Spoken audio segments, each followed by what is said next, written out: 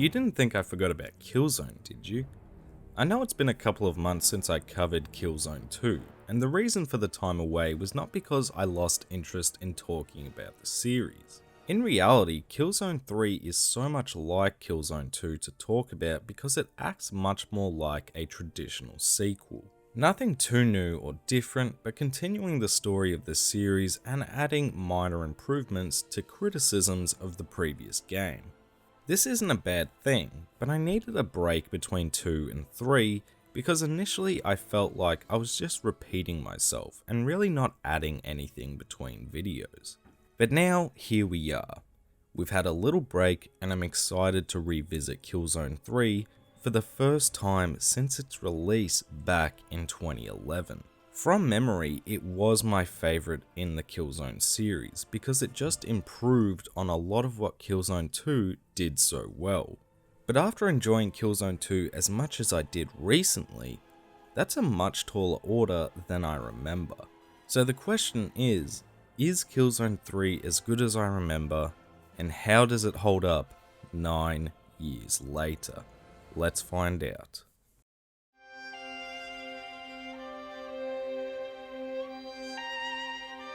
The story for Killzone 3 sees us pick up where we left off in Killzone 2, as we deal with the aftermath of Rico killing Emperor Visari. This act of brashness resulted in a full-scale attack by the Helghan army, who seek revenge for their fallen emperor, and are now overwhelming the ISA, forcing all who can to retreat. Sev and Rico regroup with Captain Narville outside the Imperial Palace as we begin to make our way through the ruins of the Helghan city to reach an extraction point where the few remaining ISA ships have gathered. Before reaching the point of extraction, Sev and Rico disobey Narville to rescue more ISA forces, which takes too long and results in the ISA fleet coming under fire, forcing them to flee, now leaving Sev, Rico, Narville and any remaining ISA marooned on Helghan. The story skips forward 6 months as we get our first glimpse into the politics of the Helghast. The Imperial Senate has come together to discuss the issue of the remaining ISA, who they are having problems with finding and removing. This meeting eventually boils down to Chairman Stoll, leader of arms manufacturing for the Helghast, calling for a vote to remove Admiral Orlok as Visari's successor, due to the ISA still existing, but his request is denied. Stoll, furious, ends his cooperation with the First Army and instead sends his private military group to hunt down the ISA survivors. The remaining ISA marooned on Helghan are trying to re-establish communications with the fleet as we are deep in hiding within the jungles of Helghan. Sev manages to make contact with the fleet through a destroyed cruiser, but learns that Vector has agreed to a ceasefire with the Helghast and orders the stranded ISA forces to surrender, which is a death sentence. Stoll's men intercept the transmission and learn of our location and attack the base. This fight results in most of the ISA forces being executed, except Narville and Sev, as they are captured for their roles in Visari's death. Gloating about capturing Visari's killers, however, allows Rico and his squad, who were cut off from the rest of the ISA, to launch a rescue mission and save Sev. Now having the duo back together, they track Narville to Stahl's base and don disguises as Narville's executioners to enter the base. This is actually where the game began, but now we know how we got here. We managed to save Narville and embarrass Stahl, who was live streaming the intended execution, but whilst fleeing we learned that not only does Stahl have his own armada ready, but his ships and soldiers are using weapons powered by irradiated petricite, a substance that can tear living organisms apart. With this weaponry, Stahl believes he can win over the people of Helghan by conquering Earth. Now, not only do Sev and company need to escape Helghan, but the fate of Earth is now at stake. Allowing the ISA to escape though has pushed Orlok, now the Helghast leader, to demand Stoll's weapons and forces be turned over to the Helgen army. Stoll doesn't comply with these demands and instead destroys the surrounding Helghast fleet in an attempt to assert his dominance. Stoll then murders Orlok and begins his final preparations for the attack on Earth. As this has been going on, Sev and the remaining ISA troops have been assaulting the orbital elevator that will grant access to Stoll's cruiser. On the cruiser, we quickly acquire some space fighters and proceed to dogfight with the Helghast fleet, and manage to destroy Stoll's cruiser with nuclear warheads. The result of this though leads to Helgen going dark. The explosion has killed millions on Helgen, wiping out most life on the planet. But it is considered a job well done, and we are finally free to return home. The Helghast have been defeated, until we see post-credits 2 Helghast soldiers finding a pod occupied by someone unknown to us.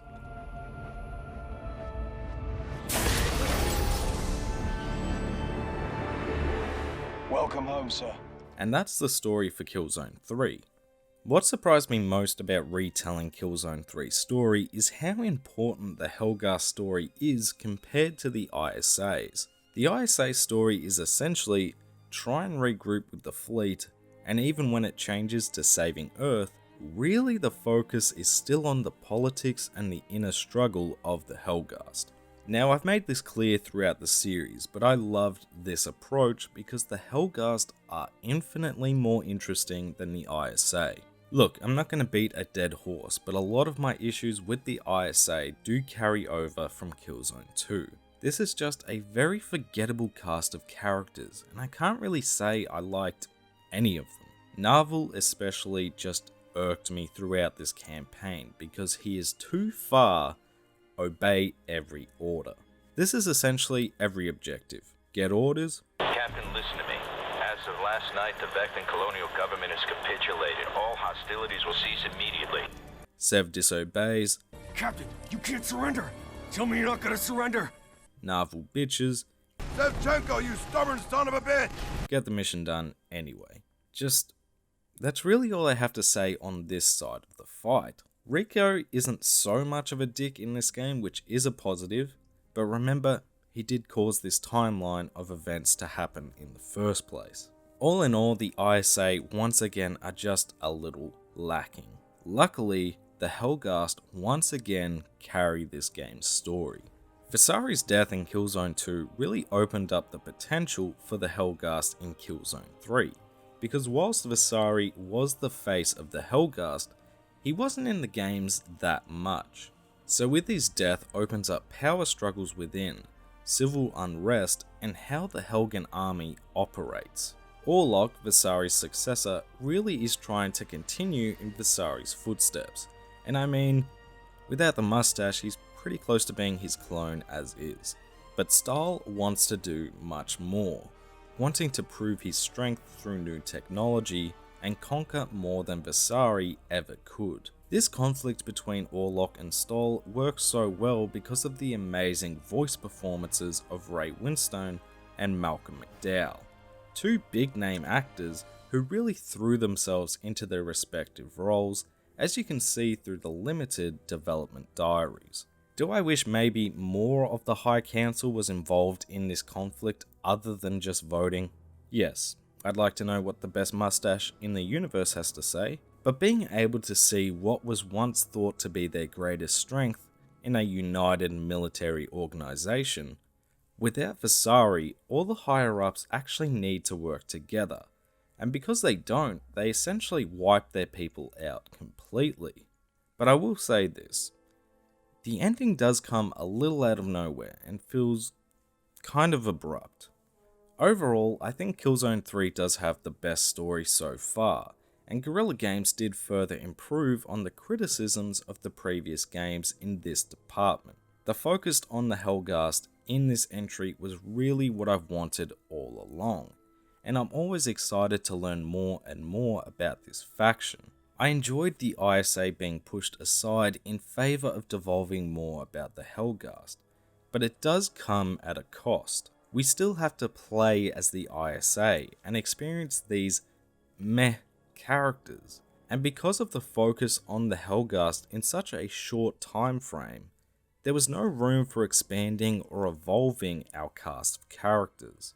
So whilst I do believe Killzone 3 has the best story as a fan of learning more about the Helghast, the problem still remains that the other side of the war is still dragging this element of the series behind.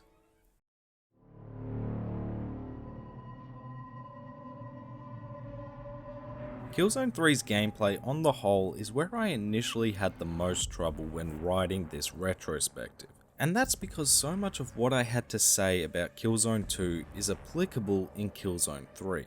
Where the gameplay of Killzone 3 does differ though is through small improvements and changes made to address the criticisms of the previous game. And going from Killzone 2 to Killzone 3, you can tell what those criticisms were. So let's talk about the changes you'll notice right off the bat, and that's how the game controls. Something I didn't delve too deeply into in my Killzone 2 retrospective was the heaviness to the way that game controlled. This was a seemingly 50-50 love it or hate it design choice, and I felt more so on the love it angle, as I felt the heaviness to the movement and the guns really emphasized a feeling of power and punch to the game.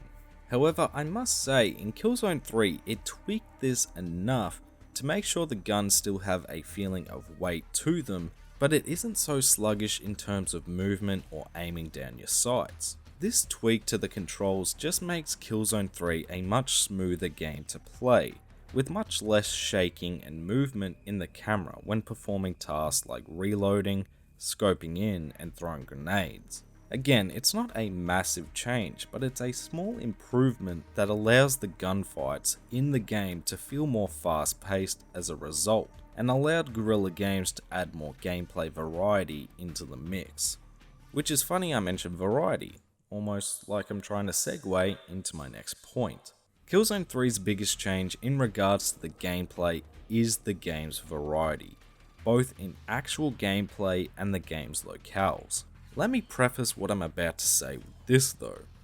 I enjoyed both the war-torn environments and the constant firefights in Killzone 2, and it made sense in regards to fighting back against the Helghast in the heart of Helgen. However, the environments were very brown, and other than some sparing vehicle segments, it was a shooting gallery most of the time. Now, whilst Killzone 3 doesn't change the fact that this is a first-person shooter series, what the game does really well is changing the gameplay up mission to mission. I'd still say 60 to 70% of the game does consist of these shooting galleries, but it's broken up much better with the changing environments accompanied with new vehicle segments, stealth missions, and even when in combat, with inclusions like the jetpack, it just helps lessen that feeling of repetition. I think personal highlight wise, the level taking place in the Helghast jungle, sneaking through the dark or long grass, picking the Helghast off, and avoiding the gaze of these big mechanical beasts that just make the worst noise.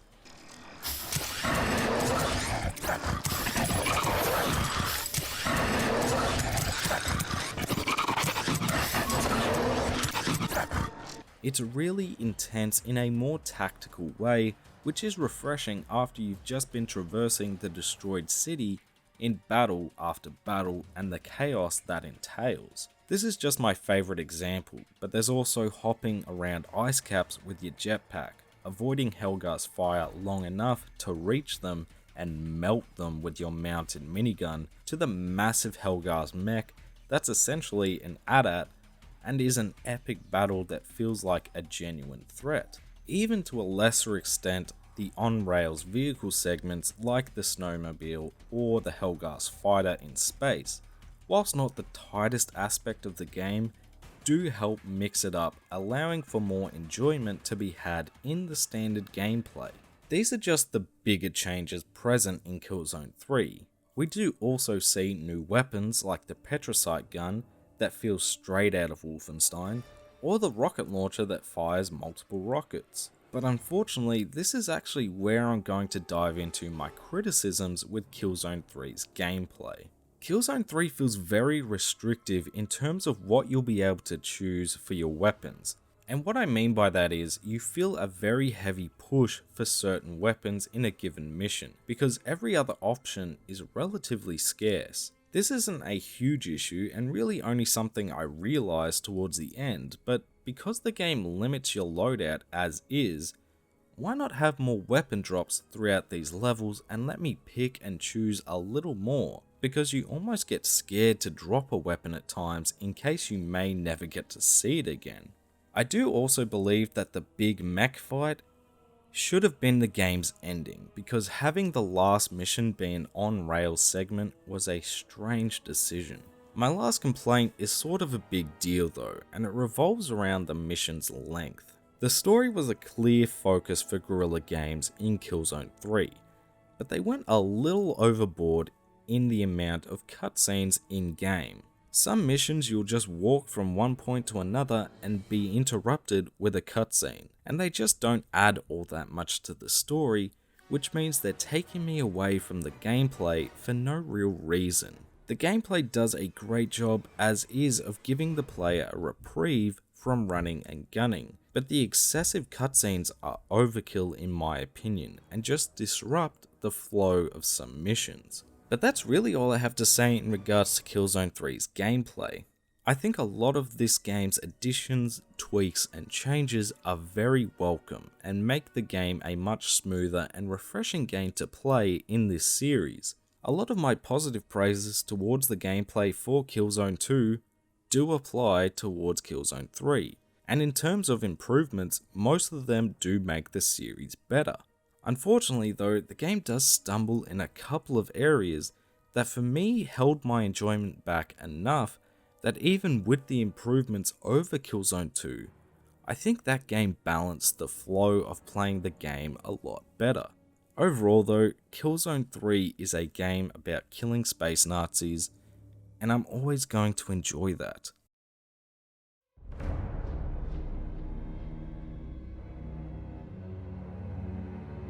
Killzone 3 is a good game that I really enjoyed revisiting.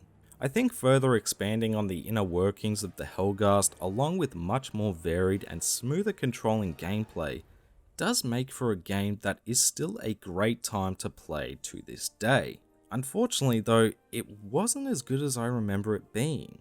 The fact the ISA are still so largely uninteresting is an issue that is only enhanced when the game constantly decides to interrupt the gameplay with cutscenes centered around these characters.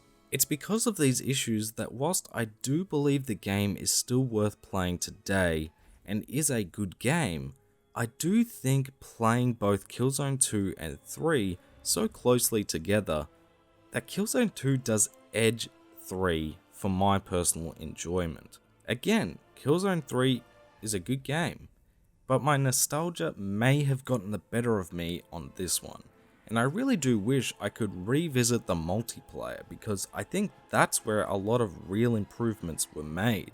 But just considering the campaign, does Killzone 3 hold up today?